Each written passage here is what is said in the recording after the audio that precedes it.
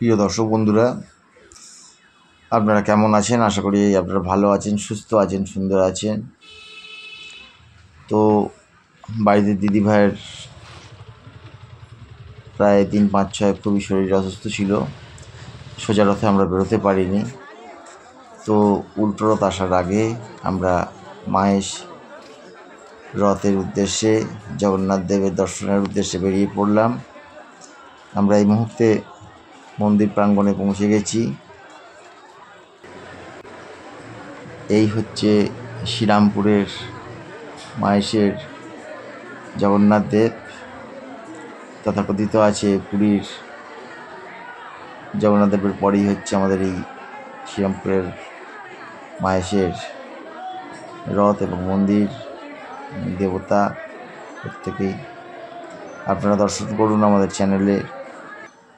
আমাদের প্রত্যেকটি পরিবারের কাজ, প্রতিটি পরিবারের ভাত, এই হচ্ছে আমাদের সংকল্প। এটা কখনোই স্বপ্ন নয়, এটা আমাদের সংকল্প, এটা আমাদের চলার পথ। আপনাদের পরিষেবা কীভাবে পৌঁছে দেওয়া যায় সেই নিয়েই আমরা প্রতিনিয়ত কাজ করে চলেছি। এইটা হচ্ছে শ্রীরামপুরের জগন্নাথ দেবের মাসির বাড়ি। মাসির বাড়ির প্রাঙ্গণে আমরা এলাম, পুজো দিলাম। জগন্নাথ মহাপ্রভুর দর্শন করার পর ভগবানকে জানালাম তোমাদের যাতে ভালো রাখে, সুস্থ রাখে, সুন্দর রাখে। অনেক শুনেছেন, আজকে এখানকার ভালোই ভিড় রয়েছে, মহৎ উৎসব, প্রচুর ভিড় আপনারা দেখতে পাচ্ছেন আমাদের চ্যানেলে। গত বছর এসেছিলাম, গত বছরে এই সময় প্রবল বৃষ্টি হচ্ছিল। এবছর একটু শুকনো পরিষ্কার। সব পুজো দেওয়ার লাইনে দিদিভাই মন্দিরের ভেতরে গেছে পুজো দিতে।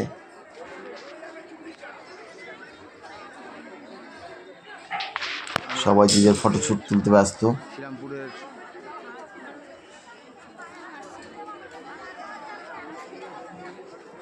দেখতে পাচ্ছ দিদি ওই কাঁধে ব্যাগ নিয়ে এগিয়ে যাচ্ছে।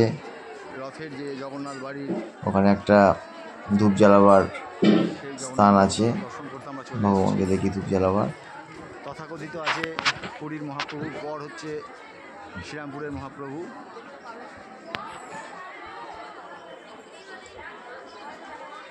ওই জগন্নাথ দেব।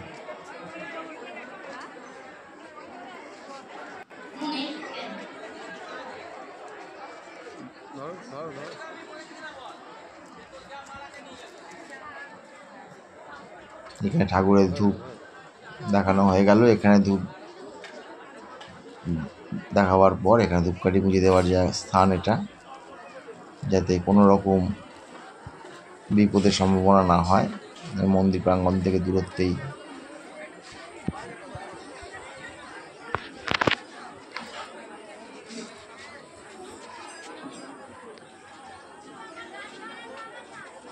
দেখো বন্ধুরা, আমরা চেষ্টা করতে পারি, কিন্তু দেবতার আশীর্বাদ যতক্ষণ না সম্পূর্ণ হচ্ছে ততক্ষণ কিন্তু আমাদের চেষ্টাই থেকে যাবে।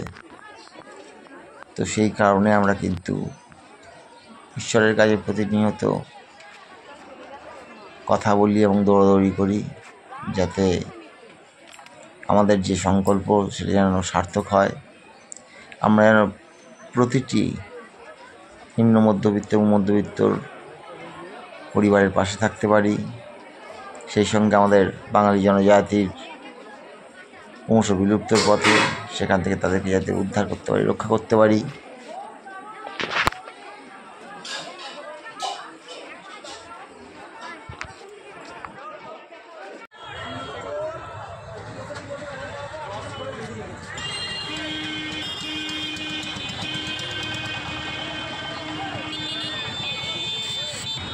আমরা আগে মন্দিরে পুজো দিলাম, জগন্নাথের দর্শন করলাম। এরপর বাইরে বেরিয়ে ওই যে মাহেশের রথ, গাড়িটাকে এখানে পাশে পার্কিং করে দিয়ে দিদিভাই আর আমি দুজনে মিলে হাঁটতে হাঁটতে বেরিয়ে চলে এলাম। বন্ধুরা দেখতে থাকো হুগলি জেলার বিখ্যাত সেই ঐতিহাসিক মাহেশের রথ। আপনারা দেখো আমাদের ওখানে আবার শ্রীরামপুরের মায়ের রথ। 5 টাকা করে চন্দনের তিলক পরিয়ে দেওয়া হলো। কাজ, প্রত্যেকটা পরিবারের ভাত, এটা আমাদের আমিও বললাম, স্বপ্ন নয়, ভালোই লাগলো। এটা আমাদের সংকল্প। সেই শুধু সংকল্প নিয়ে মহাপ্রভুর নাম কাছে করলাম, আমরা নাম করে চন্দনের তিলক পরে নিলাম। জয় জগন্নাথ। এখন এই প্রভু হচ্ছে যদি মহাপ্রভুর রথ। দয়া এই করে, রথে চড়েই মহাপ্রভু মাসির বাড়িতে এসছে। তবে কিন্তু চিরাচরিত কাল, জন্ম জন্মান্তর ধরে একই প্রথা হয়ে আসছে। আমাদের প্রজন্ম, আগামী প্রজন্ম এবং বিগত প্রজন্ম আমাদের যে কর্মযোগ্য, এই রথের দড়ি তবে কিন্তু ধরে টেনে নিয়ে এলো মহাপ্রভুকে। আবার আগামী সোমবার মহাপ্রভু চলে যাবে আমরা নিজ বেকার গৃহে সমস্যার সমাধানে মাসির বাড়ি থেকে। প্রতিনিয়ত কাজ করে চলেছি। যাই হোক গে, মাধ্যমে আপনারা দেখতেই তোমরা পাচ্ছেন। দেখতে থাকো, উপভোগ করতে পারো। এরপর আমরা এখান থেকে যাব সোজা এই সমস্যা মেলার মাঠে। শুধু মেলার মাঠে গিয়ে সব দেখবো তো কিছু কেমন মানুষের লাগে। সমস্যা নয়, এটা বাংলা জনজাতি থেকে শুরু করে সর্বত্র নিম্ন মধ্যবিত্ত এবং মধ্যবিত্ত প্রত্যেকটা পরিবারের সমস্যা। এই সমস্যা থেকে সকল মানুষকে উদ্ধার করা হচ্ছে প্রধান লক্ষ্য। প্রভু জগন্নাথ দেবের, মা তারা, বাবা তারকনাথের আশীর্বাদ যতক্ষণ না হবে ততক্ষণ সম্ভব নয়।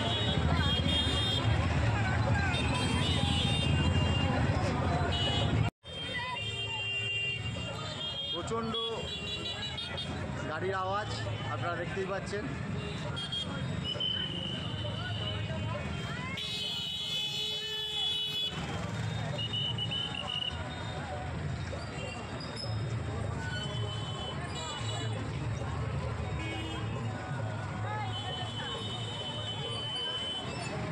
জয় জগন্নাথ। দর্শক বন্ধুরা, আপনারা কেমন আছেন? আশা করি প্রত্যেকে ভালো আছেন, সুন্দর আছেন, সুস্থ আছেন। ঈশ্বরের কাছে প্রার্থনা করি আপনারা ভালো থাকুন, সুন্দর থাকুন, সুস্থ থাকুন। সেই সঙ্গে আমাদের যে পরিকল্পনা, ফিনান্সিয়ালি ডেভেলপমেন্ট পরিকল্পনা, প্রত্যেকটা পরিবারের কাজ, প্রত্যেকটা পরিবারের ভাত, এই নিয়ে আমাদের কর্মযোগ্য চলছে। মহাপ্রভুর কাছে আশীর্বাদ নিতে এলাম। আপনারা যাতে প্রত্যেকে ভালো থাকেন, সুস্থ থাকেন, সুন্দর থাকেন। এই ব্লগটা কেমন লাগলো অতি অবশ্যই জানাবেন। আর প্রতিটা ব্লগে নিজস্ব মতামত জানান, কেননা আমরা আপনাদের জন্য প্রতি মুহূর্ত কাজ করে চলেছি। ভালো থাকবেন, সুস্থ থাকবেন।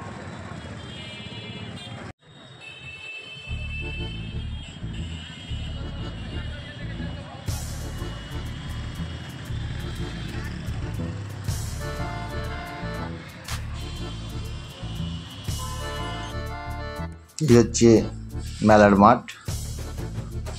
এই মেলা আমরা যা শুনে এসেছি, যা জেনে এসেছি, 1 মাস ধরে থাকে এই মেলা। আপনারা যদি দেখতে যেতে চান তো যেতে পারেন। খুব বিশাল বড় মেলা। মেলা তো নয়, যেন শপিং মল। এক একটা রো এক এক ধরনের প্রোডাক্টে পাওয়া যায়, এক একটা রোতে এক একটা প্রোডাক্ট পাওয়া যায়। ভালোই ভিড়। জিভে জলানা আচার, দুঃখিত, আমার সুগার ধরে পড়ে যাওয়ার পর এগুলো চোখে থেকেই তৃপ্তি বোধ করতে হয়। পাঁপড়ের রকমারি। তাছাড়া মহিলাদের জন্য প্রচুর প্রচুর অলংকারের সম্ভার।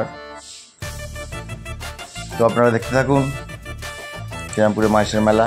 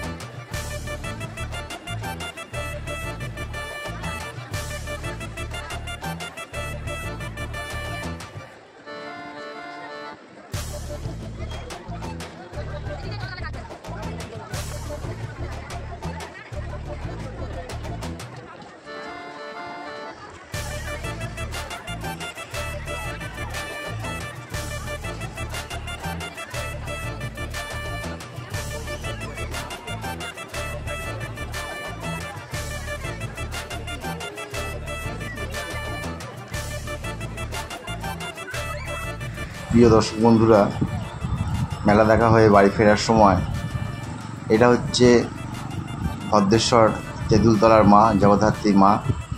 এই মা সুপ্রাচীন মা, প্রচুর জাগ্রত মা।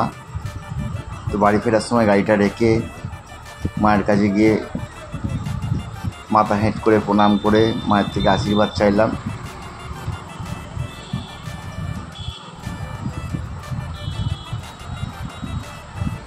হে মঙ্গলময়ী মা, দয়াময়ী মা, আশীর্বাদ করো, ভালো রেখো, সুস্থ রেখো, সুন্দর রেখো। এই আশীর্বাদ করলাম, এই আশীর্বাদ চাইলাম।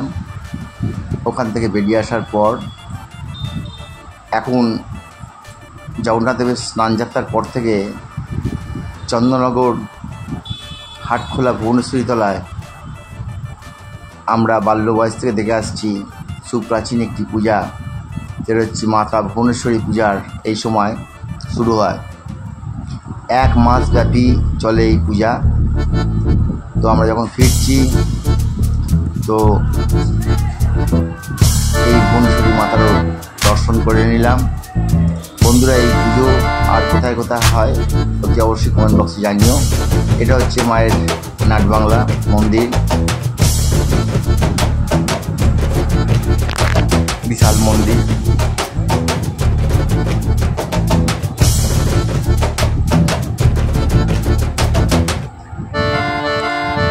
এখানে সর্বদেব দেবতার সমাবেশ। ভুবনেশ্বরী মন্দির থেকে এরপর চলে এলাম চন্দননগর জগন্নাথ বাড়ি।